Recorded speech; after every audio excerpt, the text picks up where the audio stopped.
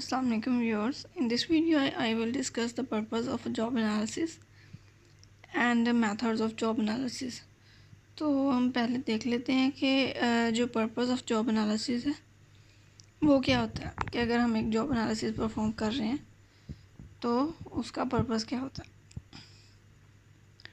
It is a starting point for preparing a job description and person specification for a job.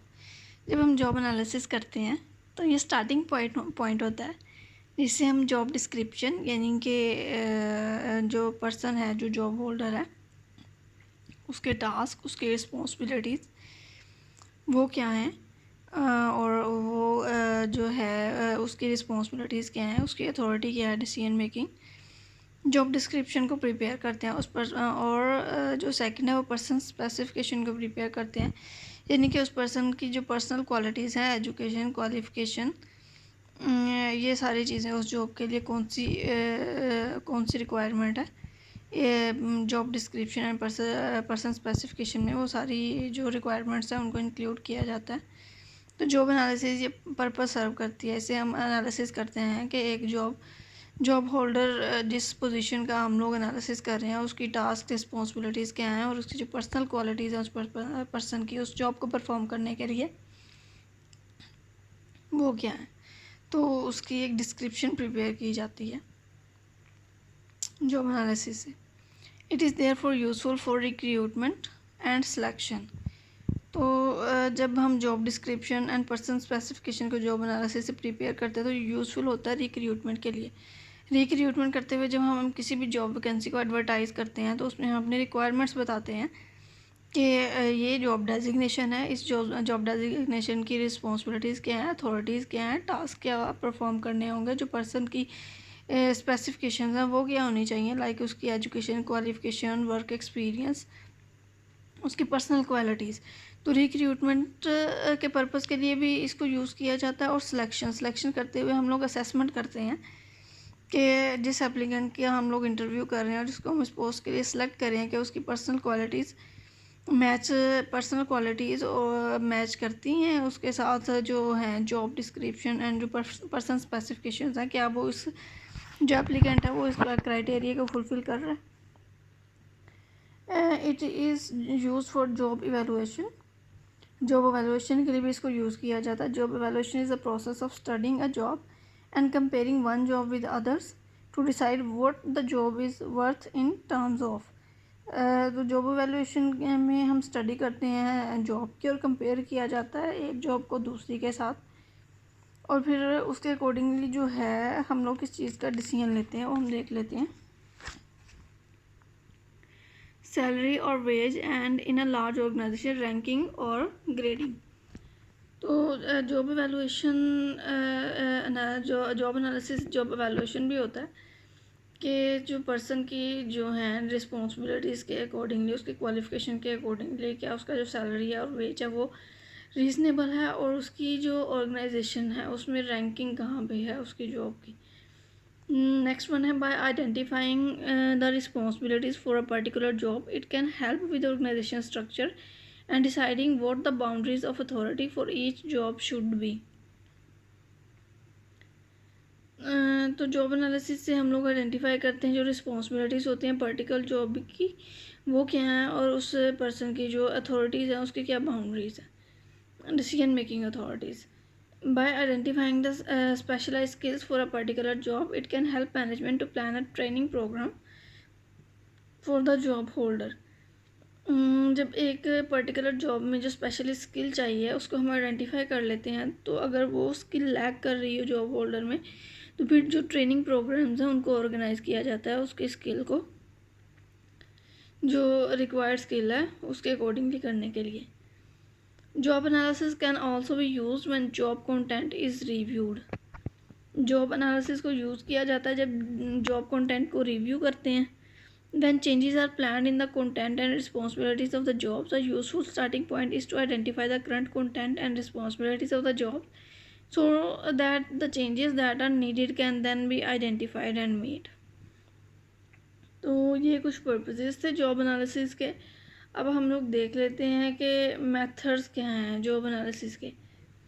तो इसमें हम देखते हैं कि job analysis involves finding out answer the following questions, कि जब job analysis हम कर रहे होते हैं तो हम किन क्वेश्चंस के आंसर्स को फाइंड कर रहे होते हैं। तो उनमें सबसे पहला ये है कि what are the task of the job holder, job holder कौन से टास्क परफॉर्म करता है, उसका कितना टाइम लगता है हर टास्क को परफॉर्म करने में, और उनमें सबसे जो मोस्ट इम्पोर्टेंट टास्क है वो कौन सी है, कौन सी स्किल रिक्वायर्ड है, और what decision does the job holder have the opportunity to make, उसके पास डिसीजन मेकिंग अथॉरिटी क्या है। तो इधर जो है मेथड्स ऑफ जॉब एनालिसिस, वो 3 मेन मेथड्स हैं जॉब को एनालाइज करने के और इंफॉर्मेशन लेने के लिए।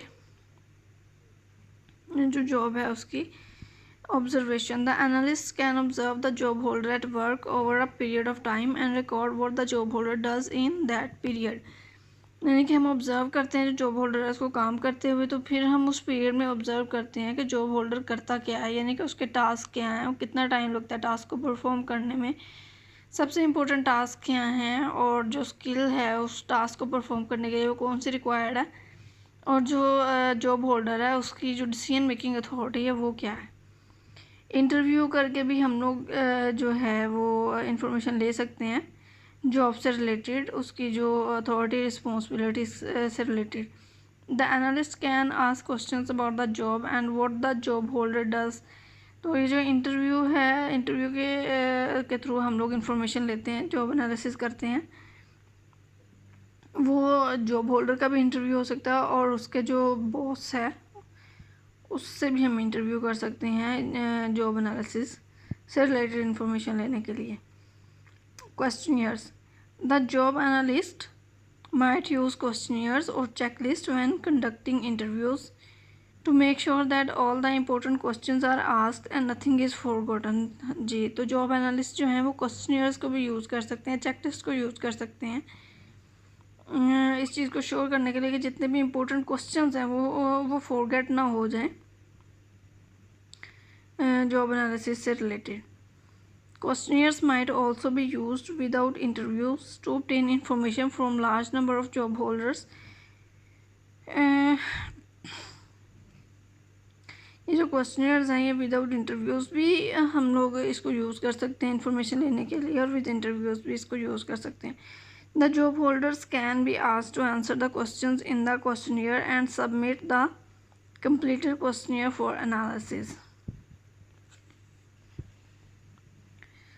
A systematic approach to job analysis might be carried out in 4 stages। जो जॉब एनालिसिस की जो सिस्टमेटिक अप्रोच है वो 4 स्टेजेस में हम उसको कैरी आउट कर सकते हैं। These 4 stages apply where the job is not currently vacant. हाँ जी, ये जो 4 स्टेजेस प्रोसेस है ना जॉब एनालिसिस का, ये हम तब अप्लाई करेंगे जब जो वैकेंसी है ना वो खाली नहीं है। अगर वैकेंसी खाली होगी फिर हम इसको यूज़ नहीं कर सकते, वैकेंट नहीं है अगर जॉब वैकेंसी तो। Collect all the available documentation about the job and its content। Analyze this documentary evidence।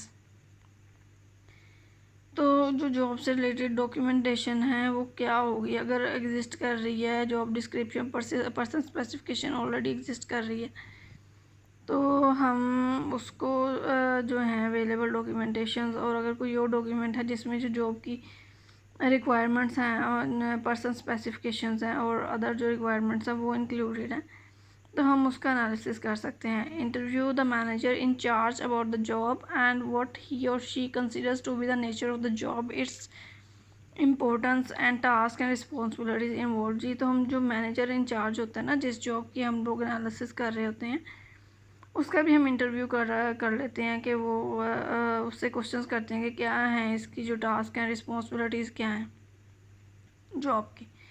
Interview the job holder है, ask the same questions about the job. जी, जो जॉब होल्डर है फिर हम उसका इंटरव्यू करते हैं, उससे सेम वही क्वेश्चंस करते हैं जो कि हम उसके जो मैनेजर हैं हमने उससे क्वेश्चंस किए होते हैं।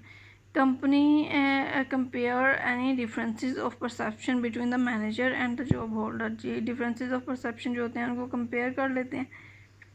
ऑब्जर्व जॉब होल्डर को काम करते हुए, जॉब करते हुए हम लोग ऑब्जर्व करते हैं। जो 4 स्टेजेस प्रोसेस है इसमें हम लोग पहले डॉक्यूमेंटेशन का एनालिसिस करते हैं जो कि जॉब से रिलेटेड होती है। जो मैनेजर होता है उसका इंटरव्यू करते हैं, उससे पूछते हैं जो टास्क हैं, रिस्पॉन्सिबिलिटीज़ क्या हैं, जो जॉब होल्डर है उसकी जॉब होल्डर के सेल्फ इंटरव्यू करके उससे सेम क्वेश्चन करते हैं, और जब और उसके जो रिस्पॉन्सेज होते हैं उनको कंपेयर करते हैं उसके मैनेजर के रिस्पॉन्सेज के साथ, और हम जॉब होल्डर को काम करते हुए ऑब्जर्व करते हैं। The information gathered at all 4 stages of process should then be analysed and job analysis prepare. जी, जो 4 स्टेजेस में हमें इंफॉर्मेशन मिलती है उसको हम एनालाइज करते हैं और एक जॉब एनालिसिस प्रिपेयर कर लेते हैं। तो होपफुली आपको एक अच्छी अंडरस्टैंडिंग डेवलप हो गई होगी कि जो जॉब एनालिसिस है उसको करने का हमारा क्या पर्पज़ होता है और जॉब एनालिसिस करने के मेथड्स कौन से होते हैं। अगर आपको मेरी वीडियो अच्छी लगी है तो प्लीज़ मेरे चैनल को लाइक एंड सब्सक्राइब लास्ट में कर दीजिएगा, और मेरी वीडियो को देखने के लिए शुक्रिया। Thank you.